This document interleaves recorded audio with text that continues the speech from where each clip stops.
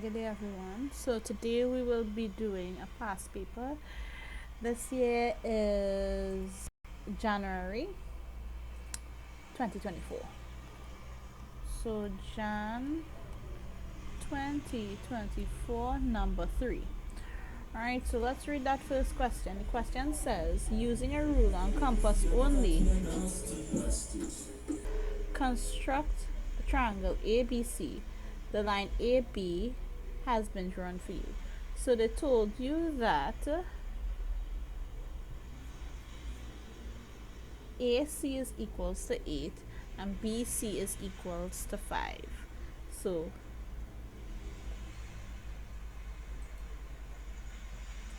you're going to take your compass, and we know that AC, that means from A to C, is 8 centimeters. So you're going to take your compass, right? You're going to put it on A, like so, and you're going to measure, open up that compass to 8 centimeters. Yeah, AC is 8. Right, and then you're going to take this and you're going to draw an arc.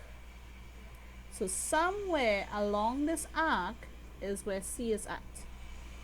Alright, now you're going to do the same thing with B.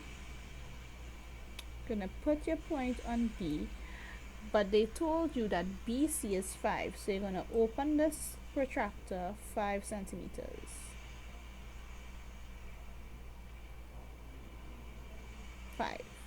Right, let's change the color. So this arc, you're going to draw a next arc.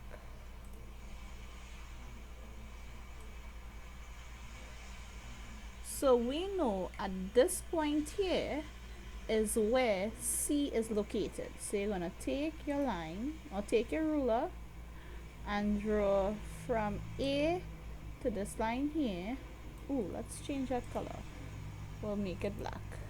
Right, from A to this line here is 8 centimeters, and from B to this line here is 5 centimeters. Now you don't need to make your arc so big, but I just did it for representation purposes. So here, or where AC and BC intersect, is the point at where C is at. So again, here would be C. Alright, C.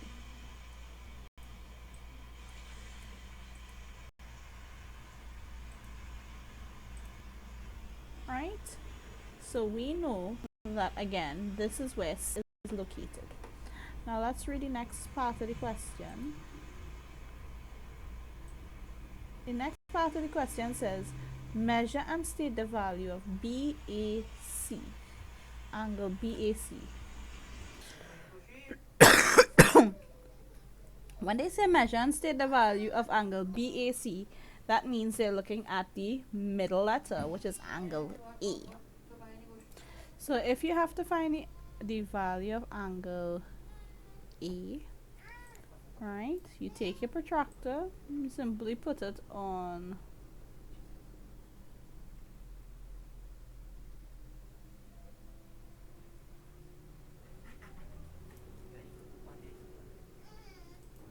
So if we look at angle A, we can see that angle A is 37.5 degrees. Around there, approximately 37.5. Right, so part 2 would be 37.5 degrees or around that answer. Right, if we look at this question, part B, this is 3B. The diagram below shows an equilateral triangle. We know that an equilateral triangle has 3 sides are equal, so therefore their 3 internal angles are equal. So if their 3 internal angles are equal, that means G is 60, angle G is 60, angle F is 60, and angle H is 60. Right? So let's see what they said. FGH, whose base is 13 centimeters.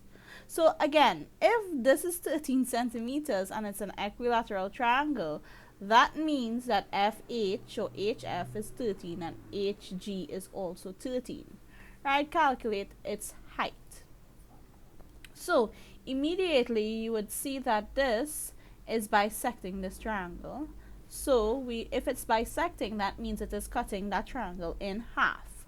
Right? So we can say that, and we see that it's also a 90 degrees. So immediately when they're asking you for the side of a right angle triangle, you would use Pythagoras theorem. Or if you don't want to make that assumption, you can also use SOHCAHTOA. So let's just put down the information that we know and also don't assume. Alright? So we know that HG is equal to 13 centimeters. Why? Because it is an equilateral triangle, so all sides are the same. Right? We know that angle G, so angle G is equals to 60.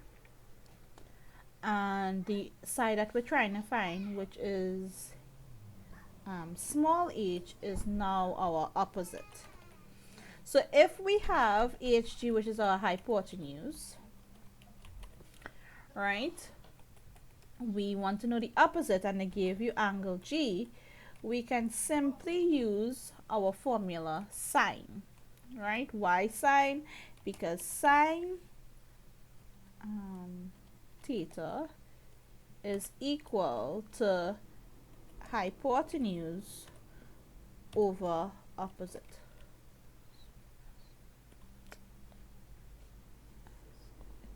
Sorry. Opposite over hypotenuse. Right, opposite over hypotenuse. Right?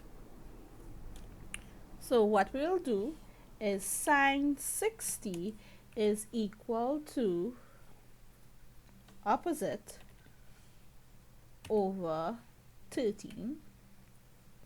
Right, so therefore 13 sine 60 is equal to your opposite, which in this case is h.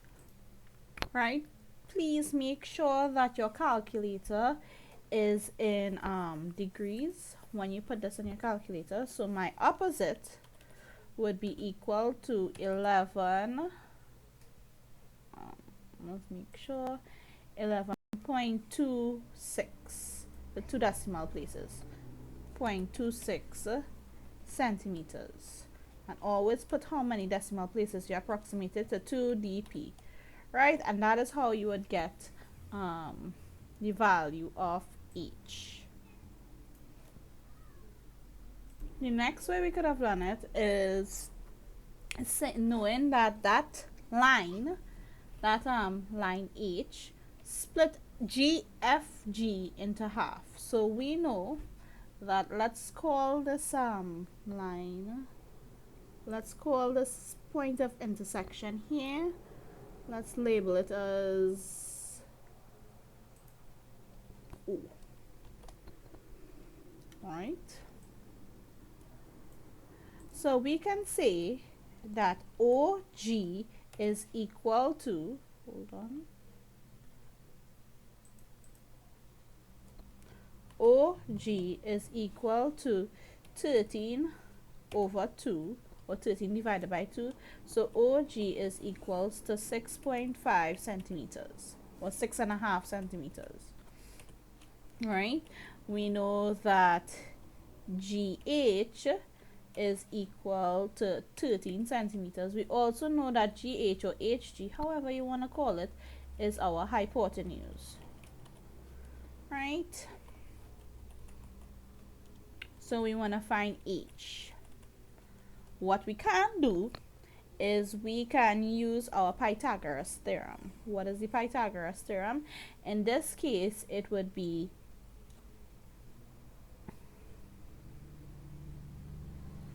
so according to Pythagoras theorem, our hypotenuse squared is equal to the sum of the other side squared, right? So that's OG squared plus OH squared, let's say OH, right, squared. So if we put in the values, it will be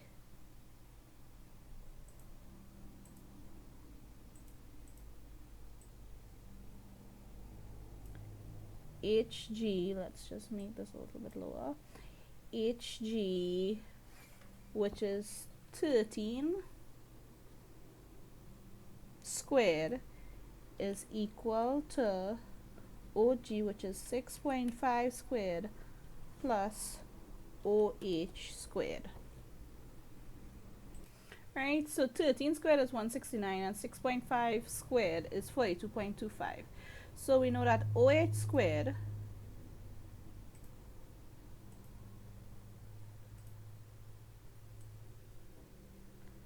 we make OH squared the subject, or OH squared the subject, it'll be 169 minus 42.25, right? And then we want OH. So if you carry across O squared, the opposite of squared is square root. So we know that OH would be equal to a square root of, right? So we carry across the squared, turn to square root, it'll be the square root of 126.75, which is 11.3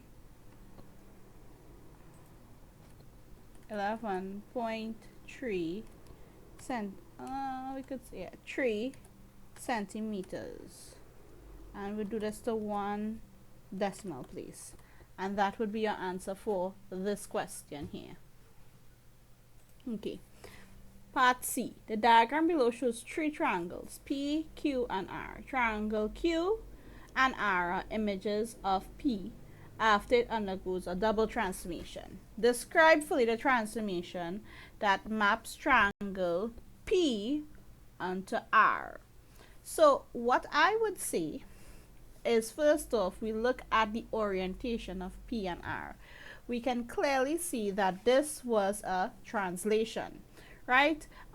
Remember, the different types of transformation is either a rotation, that is not a rotation, translation or slide, enlargement, none of them has gotten bigger or smaller, or reflection, right? So what you would do is, first off, describe fully. You would say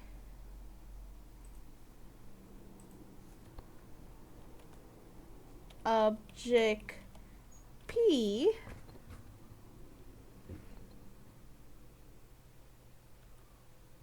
translated to form image, let's make this a little bit bigger, image R,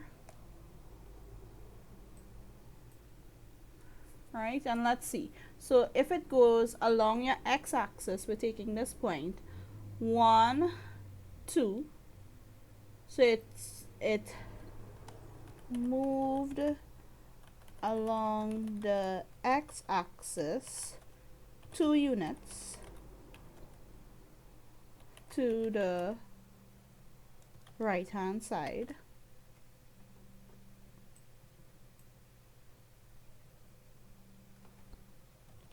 and taking the same one, so if we went 1, 2, then we're going 1, 2, 3, 4, and 4 units along the y-axis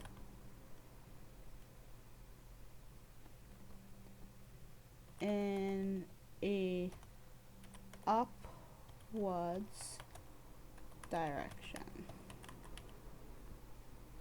right? Or you could have just, what you could have done is, instead of saying all of this, you could have said that object P translated to form image R, and then you could have placed, hold on, you could have put this in or describe it as a column vector. How would you do that? You would say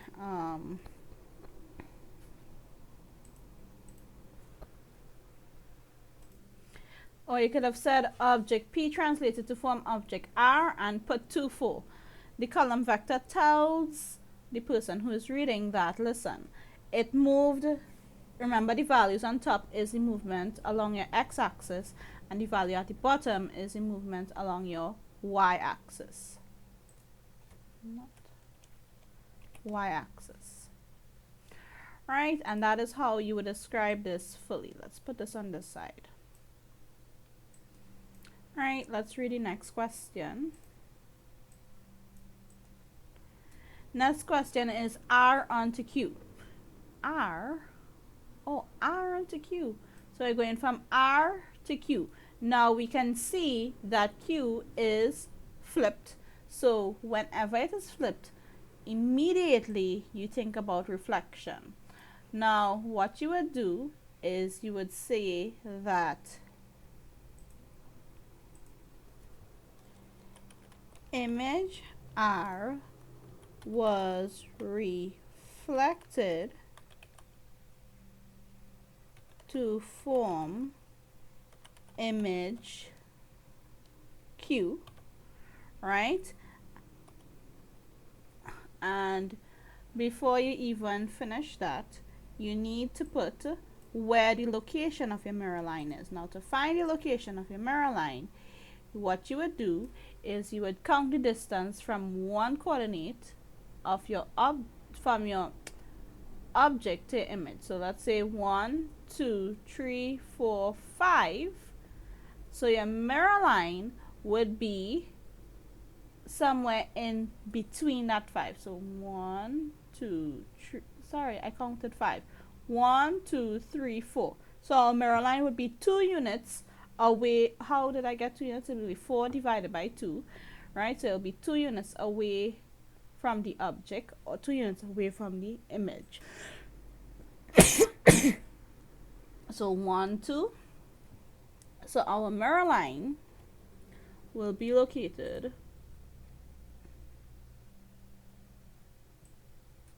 right here. Right, and the equation of that line is x is equals to 1. So how would you describe this? You would say that image R was reflected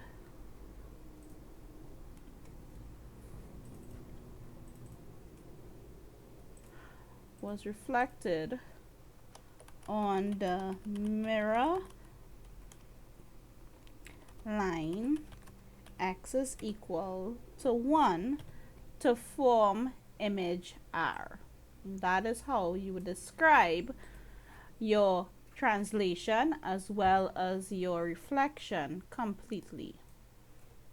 And that is the end of number 3, January 2024.